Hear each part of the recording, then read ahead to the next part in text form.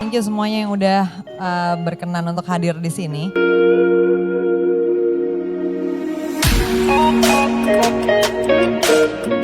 Pastikan diskusi hari ini bersama dengan para ahli pangan. Boleh kita mulai dari Pak Burhan dulu.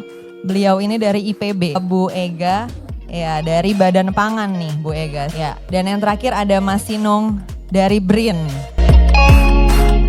Oh ini mau dipresentasiin dulu ya? Sambil jalan aja nih presentasi boleh. sebagai cadangan Flickernya aja. boleh sambil dipegang Mas Sinung. Ya. Oke, ini cuma buat ancar-ancar aja. Jadi intinya gini, kami di Periset ini sekarang ada organisasi baru namanya BRIN. Masih baru, mungkin belum sampai 3 tahun. Jadi kalau anak kecil itu baru belajar jalan Mbak Kania. Dulu untuk pertanian itu ada di masing-masing kementerian. Di BPPT aja, di LIPI ada, di Balitbang ada. Nah sekarang untuk riset dikumpulkan di tempat kami. Semuanya ngumpul. Nah ini enggak ada, tapi enggak apa-apa. Kalau di kami sekarang ketika semuanya kumpul itu kan ada mungkin 10.000 periset lah. Semuanya periset katakanlah demikian. Nah ini contohnya ini. Nah di sini kita lihat bahwa sebenarnya di dunia riset ini untuk mengelola lebih baik menurut kami model bisnisnya dirubah. Yang meriset silahkan meriset menemukan yang hal-hal yang baru Pak, Ibu. Kemudian yang ketemu dengan klien-klien, ada petani milenial, kemudian dengan lembaga-lembaga lain, itu ada grup lain namanya manajemen riset. Di manajemen riset itu tugasnya ya sosialisasi produk, ketemu dengan klien, menjadikan produk itu bisa dimanfaatkan oleh semua. Nah itu ada dua grup lah. Satu yang meriset dengan segala macam kebaharuan yang harus ditemukan sampai ketemu produk yang diakui. Satu lagi yang menjual misalnya, mempromot hasil-hasil itu keluar. Lanjut. Nah ini kalau kita lihat untuk yang topik ini kami coba lihat untuk mendukung ketahanan pertanian pangan itu untuk memprediksi jumlah produksi dan produksi pangannya tadi.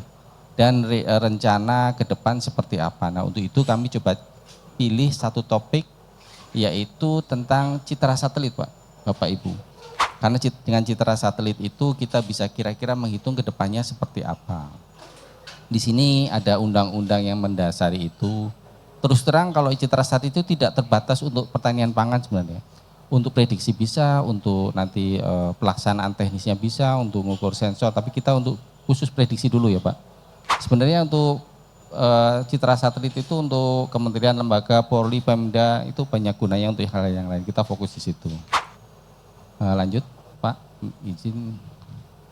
Ya, ini agak kebanyakan kayaknya. Oke, ini adalah contoh-contoh aja ya Pak. Contoh-contoh bahwa ternyata dari sini kita bisa memprediksi contohnya kekeringan, kebakaran hutan sampai level seperti apa, bahkan kami itu dapat data itu setiap 15 menit diupdate 15 menit. Jadi dari situ sebenarnya kita bisa menghitung ke depan ini produksinya mau berapa banyak sih. Katakanlah kalau kita bisa ngukur warna hijaunya, karena itu kan berdasarkan spektrum warna ya.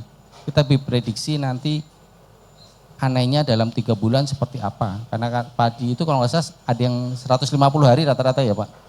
150 hari, jadi dalam 150 hari jadinya seperti apa bisa muncul di situ.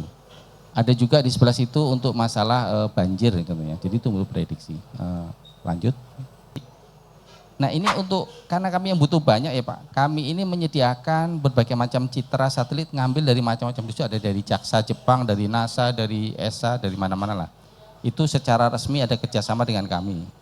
Data masuk semua, nah kami juga bisa mengoperasikan satelit yang ada kerjasama juga. Nah ketika data yang masuk ke kami itu bisa ngolah tapi nggak berhak ngomong Pak. Yang berhak ngomong sudah ada bagian masing-masing sebenarnya. Kalau urusan pangan yang bisa bicara Bu Ega contohnya. Tapi kami data sediakan, kami set ke teman-teman tadi. Contohnya di sini ada Menteri Ekonomi, Marves, BIG, BPS, Kementan dan lain-lain. BMKG. Jadi kami siapkan data, kami kirim analisa opsinya seperti apa. Nah silahkan dari lembaga-lembaga tadi menyampaikan secara resmi. Kalau yang riset fokus di kami sekarang adalah satu food security, tanaman pangan dan masalah perikanan ya Pak. Kemudian environment, lingkungan dan kebencanaan, carbon counting untuk yang net zero emission dan lain-lain, kebakaran hutan dan lain-lain. Kemudian masalah strategic issue, misalnya masalah cannabis, security, pertahanan dan lain-lain. Jadi kita bisa ngecek spesifik tanaman tertentu di daerah tertentu, masalah ganja, masalah apa itu bisa dicek dari satelit. Kalau dilihat sini agak rumit karena itu kami sangat serius. Dan Eko di sini ini ada setiap pusat riset ini apa saja yang dilakukan. Ya. Nah intinya di sini yang mau kita lihat adalah bahwa karena kami bisa menciptakan sesuatu, tapi kan kami tidak akan menyampaikan langsung keluar ya. Harapannya itu industri yang keluar. Contohnya di dalam masyarakat itu ada industri-industri milenial yang ingin ikut mengolah data, mengoperasikan. Nanti metode dari kami siapkan platform aksesnya, nanti industri bisa menggunakan itu, kemudian menyediakan servisnya kepada kliennya. Contohnya kalau yang ikan itu ya kepada nelayan-nelayan, untuk yang cuaca mungkin ke klien-klien yang membutuhkan tentang perencanaan cuaca. Jadi kami menyediakan platform di belakangnya termasuk metode-metode apa aja yang terbaru, menu-menu terbaru yang ada di situ, kami siapkan aja. Nanti dari industri mau mengakses silahkan, ada cara-cara mengakses, ada proses lisensinya. Dari lisensi nanti silahkan diambil. Jadi ini memang sekaligus saya sosialisasi dan Eko bahwa ini nanti boleh dilisensi istilahnya gitu. Produk-produk kami boleh dilisensi, ada platformnya, tinggal ganti cap atasnya dengan izin tertentu, boleh digunakan. Kalau yang tidak terkait dengan hal-hal khusus kayak cuaca ya boleh, maksudnya untuk ikan, untuk yang lain-lain boleh. Lanjut lagi. Nah ini udah, kayaknya ini yang terakhir ya. Terakhir, oke berarti ini aja saya ceritakan bahwa sekali lagi satu lagi Mbak Kenia, ya, boleh. Industri boleh pakai produk kami untuk dilanjutkan, dioperasikan. Petani milenial kalau mau pakai boleh silahkan, nah gitu. Ini jadi nanti hasilnya tuh termasuk prediksi gitu ya, misalnya Bisa. kayak ini apakah panennya baiknya di bulan apa, penanaman bulan apa. Betul. Gitu ya dengan satelit imaging ini ya. Betul, dari kami sudah ada menu-menunya, kami risetnya di menu-menu tadi. Misalnya kalau model untuk memprediksi padi, satu kan padi, ada jagung, itu lain lagi. Terus ada setiap produk nanti beda-beda. Mungkin ada koral di laut itu Pak. Koral-koral tertentu kan bisa difoto, dari kami ekstra, kami riset, nah, ini silahkan, bisa dipakai. Oke, terima kasih Mas Sinung. Mungkin aku lempar ke penonton dulu ya, kalau ada yang dari audiens mau bertanya atau mau komentar juga boleh. Silakan. Langsung nyerobot saya. Oh boleh, iya silakan.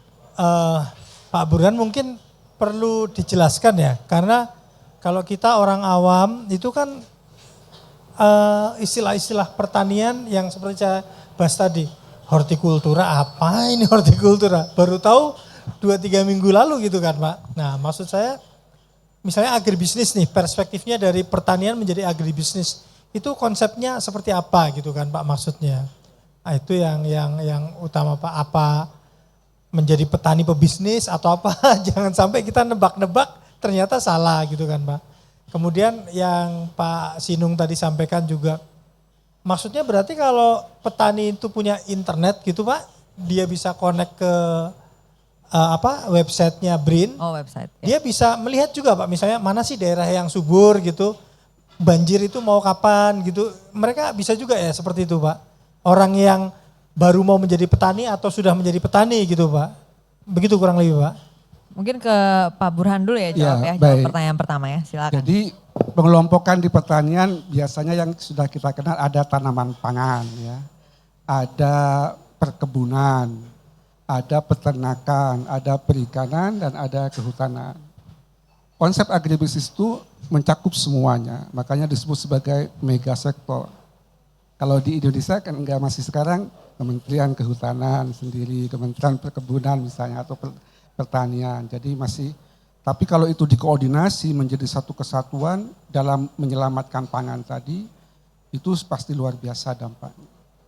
Nah, yang kedua, konsep agribisnis itu adalah pada sistem yang bekerja, sistem dari hulu ke hilir. Pertama, di sistem hulu misalnya, cetak biru pangan kita ada pada hulu, yaitu pada bibitnya atau benihnya. Kalau benihnya bagus, pasti ke bawahnya akan bagus. Bagus.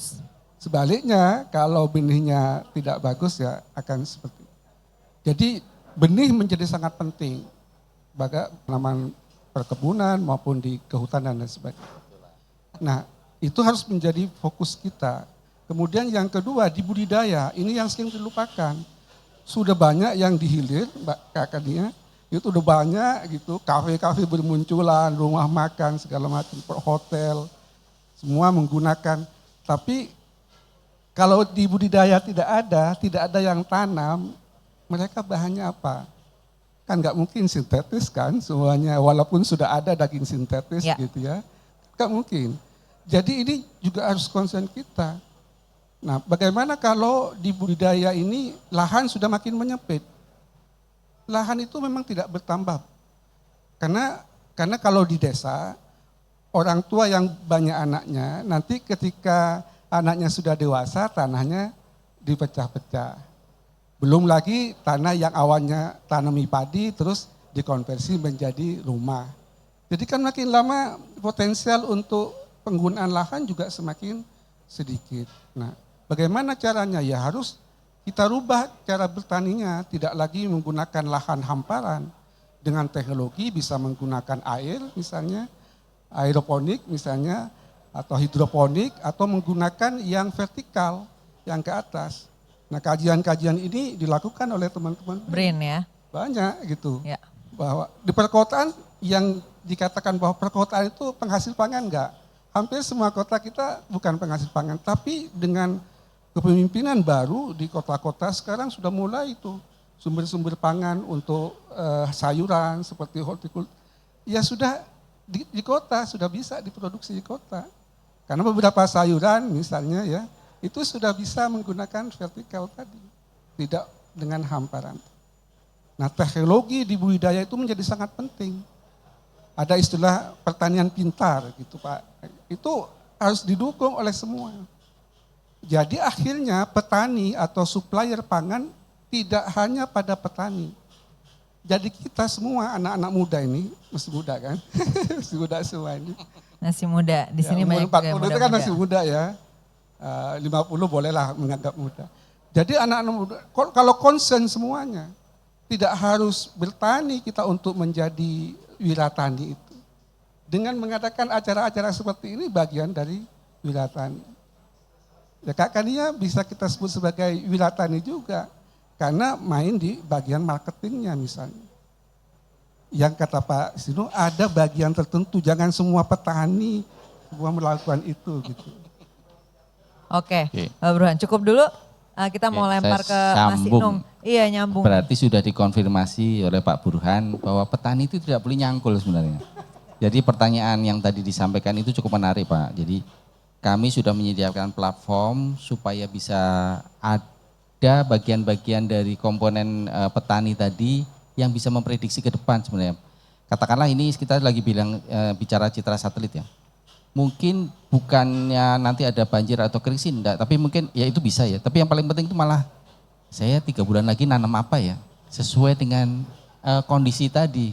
Karena oh ini mau kering nih, nanam bawang lah, berambang apa-apa di saat itu. Pada saat tertentu, saya nanam cabai aja. Nah itu akan menarik dan itu mungkin bisa menjadi, kalau yang tahu ya itu bisa menjadi plus point sebenarnya buat petani-petani. Bisa juga kita Pak Eko kita bikin konsultan pertanian contohnya dari situ, upamanya ada ya, menyatakan oh ini kalau daerah ini nanti kita berdasarkan data ini nanam ini aja ya gitu. Nah itu bisa keluar kalau punya akses ke data-data tadi. Dan data itu sebenarnya sudah ada dan bisa didapatkan, bisa dilisensikan juga. Nah itu bisa dibuka, ada fungsi-fungsi tadi. Kalau kami kan senangnya meneliti-neliti aja, kalau jualan promosi kayaknya berat ya kayaknya. duduk aja udah seneng ya, apalagi promosi susah Mbak. Nanti kerja sama media aku ya, Mas Justru penting sama Mbak Kania itu jual ini apa buat gitu. kita promosiin. Terima kasih. Tadi nama websitenya apa? Jadi ini para petani bisa langsung buka aja gitu di website itu? Mas Dino? Bisa, tapi ini nanti perlu ada perusahaan petani milenial tadi yang ngolah lagi, yang karena ngolah menunya kan lagi ya. banyak nih ya. Iya. Nah kami ini, saya kan bukan petani juga ya, tapi nanti bisa milih kalau untuk Iya, prediksi apa, digabung lagi gitu. Tunjukkan. Di website BRIM ada, nanti saya tunjukkan. Apa aja gitu ya riset-risetnya. Ada. Teknologi yang digarap tadi kan kalau yang kita udah obrolin kan baru misalnya kayak satellite imaging tadi itu kan untuk menentukan kayak misalnya kapan harus nanam apa atau sebaiknya menanam apa karena misalnya mau drought atau mau kekeringan atau apa. Tapi kalau dari sisi teknologi budidayanya sendiri itu dikembangin juga nggak sama BRIN? Misalnya kayak kan kalau sekarang tantangannya misalnya masih soal hama dan pestisida, hama yang pestisida resisten, itu yang kayak gitu BRIN juga menggarap juga nggak Mas Ino? Kami nggarap apa aja digarap. Oh gitu ya, jadi tapi nggak risetnya menjual. ini udah banyak nih berarti ya? Banyak. Maksudnya udah mencakup luas banget nih sebenarnya. Apa aja ada, tapi Oke. ini perlu menyampaikan ke yang memerlukan tadi. Contohnya Ya. kami sekarang sedang riset benih katanya.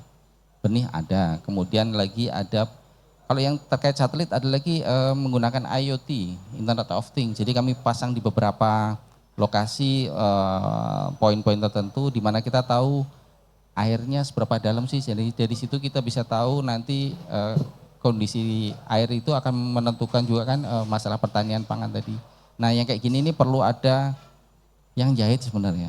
Orang-orang yang tahu di situ. Kami tahu cara ngitungnya, silahkan nanti yang mau memanfaatkan milih aja yang ini gini. Ibarat kita punya puzzle, puzzle ini mau dibangun jadi rumah, apa dibangun jadi rumah tinggi, rumah lebar, itu bisa dijahit dari situ Mbak Kania.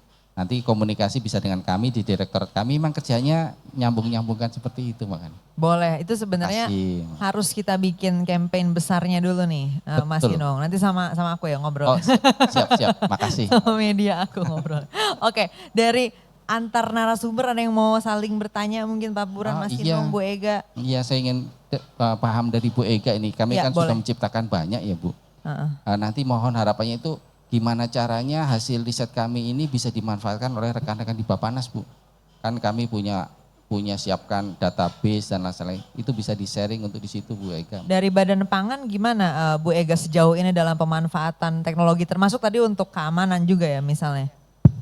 Ya, jadi kalau kita bicara tadi 3 pilar ketersediaan, mungkin ini akan banyak terkait dengan ketersediaan ya, bahwa nanti bisa dilihat di website bahwa kita selalu memperbaharui data pangan kita bahwa ketersediaan itu masih kurang. Nah, salah satu yang dilakukan oleh pemerintah adalah memperkuat cadangan pangan pemerintah. Nah, cadangan pangan pemerintah, terutama pangan pokok, permasalahannya adalah kadang-kadang umur simpan. Cadangan pangan beras, daging ruminansia dan seterusnya, produk hortikultura yang tadi disebut-sebut oleh Pak Eko, ada cabai, ada bawang, yang kalau dipanen itu sebentar udah tumbuh tunas. Nah, Pak Sinung, teknologi dibutuhkan untuk itu Pak. Gimana caranya ketika Badan Pangan menugaskan Bulog untuk menyimpan cadangan pangan, apakah itu cabai, bawang dan juga BUMN pangan lainnya, supaya umur simpannya panjang. Ada teknologi iradiasi atau teknologi lainnya, karena selama ini jadi loss, food loss. Jadi susut pangan, tidak termanfaatkan tapi malah kemudian tidak. Nah di sini teknologi perlu Pak, supaya nanti kalau misalnya cadangannya cukup, karena cadangan pangan itu nanti diperintahkan dikeluarkan pada waktu terjadi harga tinggi atau misalnya shortage di lapangan. Nah kira-kira selama ini kita tugaskan Bulog sekian udah harus dikeluarkan karena umur simpannya pendek. Terutama produk-produk hortikultura tadi gitu. Dan juga yang produk-produk hewani lainnya gitu. Nah di sini agribisnis nih Pak. Oke. Mas Inung mau Jawab dulu nih, ini kan nanya ke saya langsung Bu ya. Jadi intinya gini, kalau kita mau conserve dari produk pangan itu kan macam-macam ya. Macam-macam. Kami ada beberapa metode, ada beberapa alat. Bahkan nanti pasca panennya pun ada juga. Jadi nanti bagaimana memasukkan ke dalam kaleng, menyimpannya, bagaimana itu preserve ada, nanti tergantung dari produk yang ada di riset kami Bu Ega, nanti kita cocokkan. Nah, silahkan dimanfaatkan di sana. Kami ini ada 85 pusat riset Mbak Kania, Bu Ega. 85 itu tinggal milih nih yang mau mana-mana, nanti kita bisa cek. Berapa researcher juga tuh yang bekerja ya di situ, banyak banget Kami ya. full time researchernya tuh mungkin 10.000 ya. 10.000 riset apa aja. Jadi harusnya kita nggak kekurangan bahan untuk menjawab masalah-masalah ini Tidak nih. menjawab. Kalau saya Mas Tino. ini enggak kekurangan. Tinggal pemanfaatannya aja yang Betul. selama ini mungkin perlu dimaksimalin lagi. Betul. Ya mungkin nambahin Kami itu sedikit. enggak pakai ngajar loh. Cuma riset aja, jadi kerjaannya benar-benar beda sama Pak Burhan. Boleh, Salah boleh. satu boleh. contoh itu kan telur, sebenarnya kita kalau untuk produksi telur itu kita cukup bahkan surplus. Tapi karena umur simpannya pendek, nah kita waktu itu Pak, Kepala Badan Pangan bersurat ke Kepala BRIN untuk dibantu teknologi apa untuk memperpanjang umur simpan telur. Saat ini sedang berproses Siap. Pak dengan pusat agroteknologi kalau nggak salah Baik, BRIN. siap. Jadi telur juga termasuk salah satu cadangan pangan dan dicadangkan di BUMN pangan. Itu sekarang lagi digarap teknologi katanya coating. Kami sedang nunggu nih dari BRIN.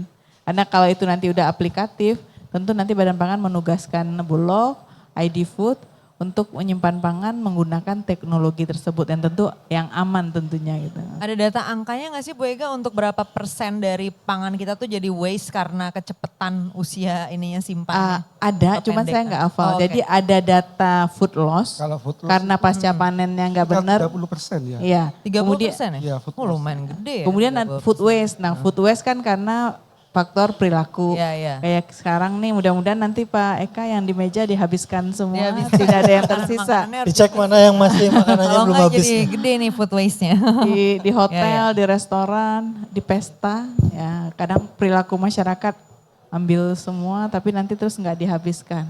Nah itu ada datanya di Badan Pangan itu sekian ton setahun Indonesia food waste dan Indonesia termasuk yang juara untuk urusan food waste.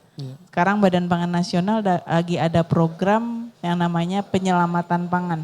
Jadi kita memfasilitasi kalau ada retail, hotel, restoran, kantin, horeca yang mempunyai produk pangan yang beresiko akan waste, tapi masih dengan catatan masih aman, belum expire, itu difasilitasi diambil kemudian dengan penggiat disalurkan. Ada mobil yang keliling untuk itu. Mungkin itu tambahan. Oke, Ya. Pak Burhan silakan. Ketika anak-anak muda tadi yang kreatif ya membuat produk-produk baru ya harus disupport. Misalnya dalam perizinan karena supaya tidak menjadi demotivasi misalnya. Sekarang nih mudah-mudahan nanti Pak Eka yang di meja dihabiskan semua, Dihabiskan. tidak ada yang tersisa. Makanannya harus Dicek mana yang masih makanannya Kalau belum enggak habis. jadi nih. gede nih food waste-nya. Di hotel, Ya, di restoran, di pesta, ya kadang perilaku masyarakat ambil semua tapi nanti terus nggak dihabiskan. Nah itu ada datanya di Badan Pangan itu sekian ton setahun Indonesia food waste dan Indonesia termasuk yang juara untuk urusan food waste. Sekarang Badan Pangan Nasional lagi ada program yang namanya penyelamatan pangan. Jadi kita memfasilitasi kalau ada retail, hotel, restoran, kantin, horeca yang mempunyai produk pangan yang beresiko akan waste, tapi masih dengan catatan masih aman, belum expire, itu difasilitasi diambil kemudian dengan penggiat disalurkan. Ada mobil yang keliling untuk itu. Mungkin itu tambahan. Oke, Ya. Pak Burhan silakan. Ketika anak-anak muda tadi yang kreatif ya membuat produk-produk baru ya harus disupport.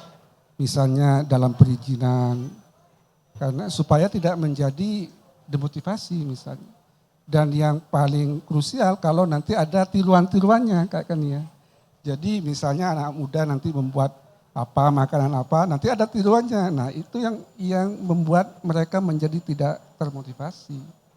Karena ketika dia menghasilkan suatu ide yang bagus dan dikembangkan, tiba-tiba ada yang jauh lebih murah, tapi tadi bisa membuat keracunan dan sebagainya.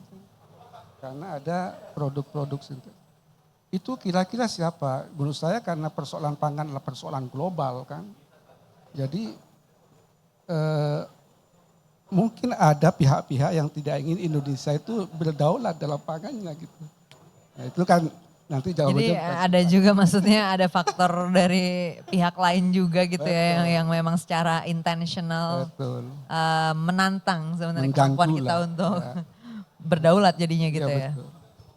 Boleh komentar dikit ini Bu? Boleh Mas Ino. Jadi kalau yang kayak gini nih di kami memakai namanya model bisnisnya pakai lisensi Pak.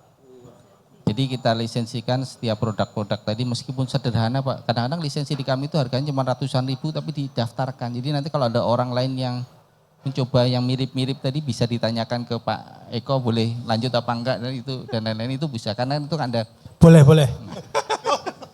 Kenceng banget. ada prosesnya, kemudian mungkin ada dari komposisinya. Jadi itu menjadi miliknya yang menemukan itu sebenarnya nggak mahal Pak, tapi itu membuat motivasi orang untuk selalu membuat yang baru, yang beda dikit nggak apa-apa, tapi tunjukkan bedanya gitu. Nah itu bisa mendukung ke situ Pak.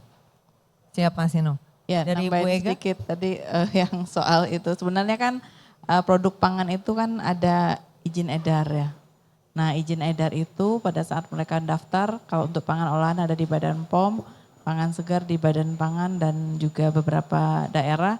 Di situ kan mereka udah mendaftarkan produknya berikut komposisi, cara produksi, nama dagangnya apa, kemudian kemasannya seperti apa.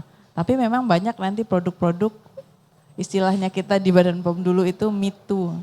Jadi produk-produk ya akan ada kompetitor yang buat mirip dengan itu. Nah, ada yang memang punya kadang-kadang Pak IPR yang di Kumham paten gitu. Tapi rasanya kalau untuk pangan jarang yang ke arah situ. Nah, mungkin ini yang mungkin kita perlu dorong untuk nah tiba-tiba ada aja kompetitor yang lain ya Pak. Kira-kira petnya apa nih Pak? Misalnya saya nih baru lulus sekolah, lahan tidak punya, terus kalaupun saya ingin menjadi petani. Sebenarnya pegawai bank bisa jadi nggak harus keluar dari pegawai bank untuk melakukan agribisnis. Karena kalau misalnya dia, let's say dia jadi investornya. Nah, Anak-anak muda kita sekarang harapannya ini yang masih sedikit. Yaitu pertanian itu digerakkan oleh orang-orang yang terampil. Mirip-mirip dengan Sudah perkembangan ada, kosmetik itu bisa nggak dimanfaatkan dengan kurang lebih maklon atau apapun namanya yang mirip-mirip apakah dengan sudah Kalau di level usia kami kan nggak bisa masuk ke pola pikirnya Gen Z tadi ya Pak, milenial. Jadi